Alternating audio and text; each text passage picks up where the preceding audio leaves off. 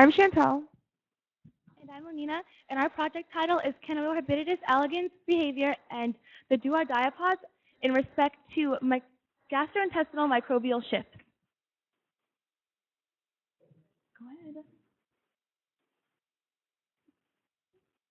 Okay, so I'm going to give you a brief introduction about C. elegans. They're what you call a model organism. And when they're a model organism, it means that they're used in a lot of research because they're easy to adapt. They're easy to play with.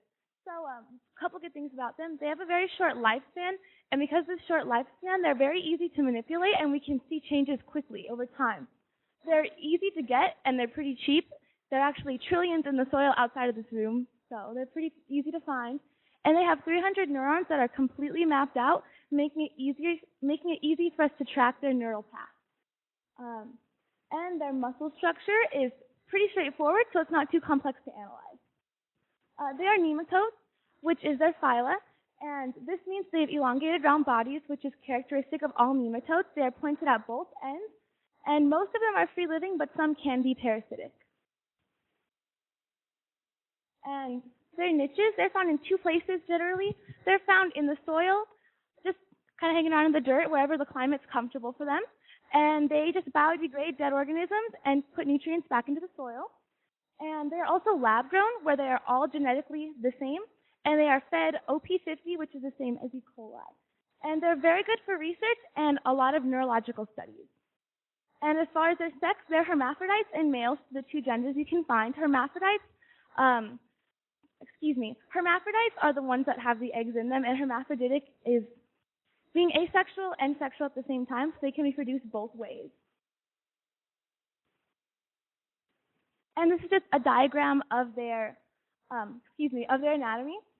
The hermaphrodites are larger, and they have oocytes, which carry the eggs, and the males don't have that, which is why they're somewhat smaller. And here's Shantel to talk about some protocols. So many protocols went into this whole process. A few of them are seeding and deseeding the plates, inoculation, tracking and analyzing, and bleaching the plates.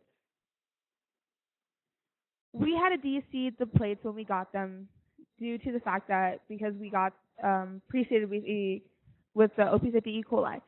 But when we wanted to grow them on different types of bacteria for our experiment, we just simply put Westgrime, which is alcohol, scraped off the OP50, and then rinsed them off with water and was able to inoculate them with the new bacteria.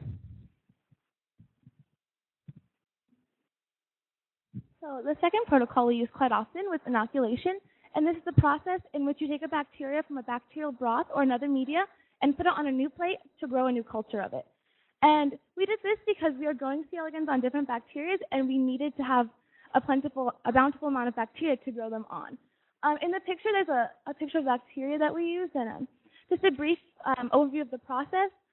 You vortex a test tube of the bacterial broth, and you scrape it along the top of an agar plate, being very careful not to scratch the surface, and you stick it upside down in an incubator to avoid getting any condensation inside the bacteria. Tracking and analyzing was one of the main processes I used. I would pick a single C. elegans, which is easier said than done, under a microscope, place it onto a tracking plate, and then videotape it for 5 minutes or so.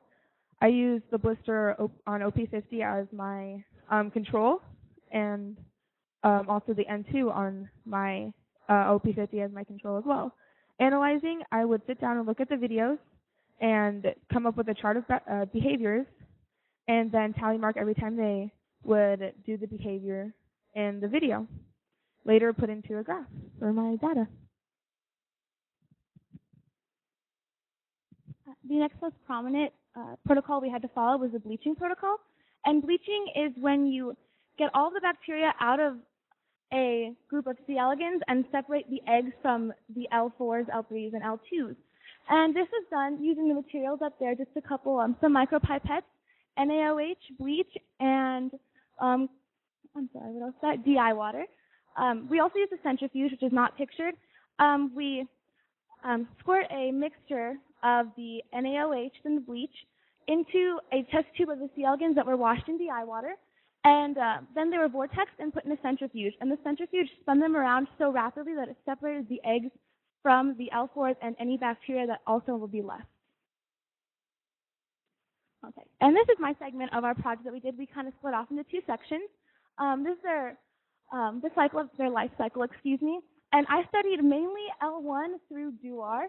And Dauer is the process in which a C. elegans puts themselves into something relatable to hibernation for them to sustain their life if they're living in, if they have, if they have unfavorable living conditions. Okay, so Dauer only happens after the first stage of life. And it's activated through the Saturn pathway, which is very similar to the pathway in our bodies that we have. The Saturn pathway is, the main agent in the Saturn pathway is FOXO, and FOXO stimulates another protein to activate the Dauer gene, which sends them into Dauer. And just to read it, the definition of Dauer, it's a prolonged state of rest due to unfavorable environmental conditions. Something very interesting that they follow is similar to us is the glycolysis cycle, and it's similar to how we convert glucose into energy.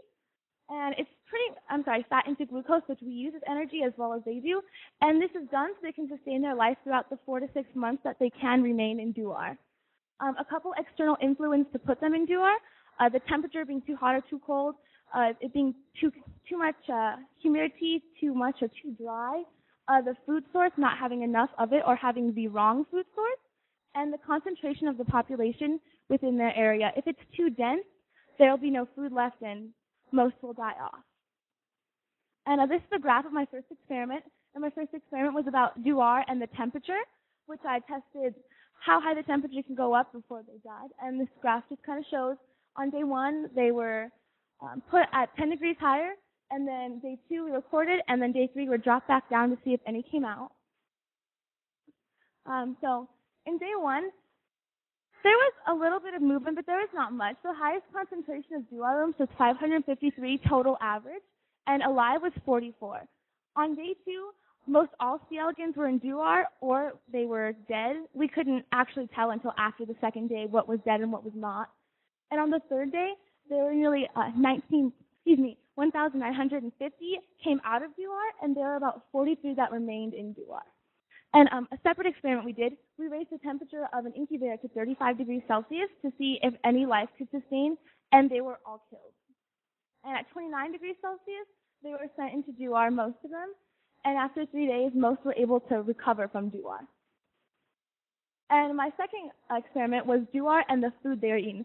I put them on about 4 different several bacteria to see if the bacteria had any effects on how they survive a climate change. So it was pretty straightforward. There was not much analyzing to do. There was zero growth on Salmonella, Prudentia, and Enterococcus. They could not support life after the bleaching and being placed on their plates. There was no growth whatsoever. And in Dauer, the Staph aureus and Staph aureus beta hemolymphic remained in Dauer, and we could not bring those out. And the only ones that remained alive were OP50. They sent into Dauer and were able to come back out, and it was the only bacteria that allowed this. So a couple conclusions I made. C. elegans cannot endure drastic temperature change. And they can thrive on food.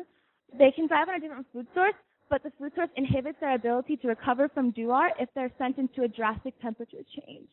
And the bacteria did not kill the C. elegans. It was only the temperature, but the bacteria hindered their ability to recover. And Shantel's experiment. So this was one of my experiments that I did. To give you a little background, that I used 2 different worms, the blister 1 and the N2. The N2 worms are just the wild type nematode that you would find mostly. And then the blister ones are a genetic change. They have a recessive mutation that causes the cuticle layers to separate and fill with fluid, causing a blister on the side and them able to swim only in a circle pattern. Most standard bacteria fed in a lab setting to these are E. coli, OP50, but I changed that a little bit. So I went through the process of a couple processes where basically I chunked the plate, which was taking smaller chunks out of each one of them, and growing it onto another plate to increase the stock. And then I would track them, like I said before, and analyze the data. I analyzed them on forging, omega bends, figure eights, circles, reverse motion, and we came up with a shape we called the mustache because it's curled in like kind of a fancy mustache form, and we weren't really sure what it was. And then I would statistically analyze them by averaging up and putting them into a graph. This is what I found whenever I compared the two on OP50, and they pretty much did the exact same thing. My results, or the averages of both, were very similar, and that my conclusion came to OP50 diet results in a similar behaviors. My other one was taking just blisters and putting them onto the different bacteria. I used OP50, myco, and mycobacteria, and staph.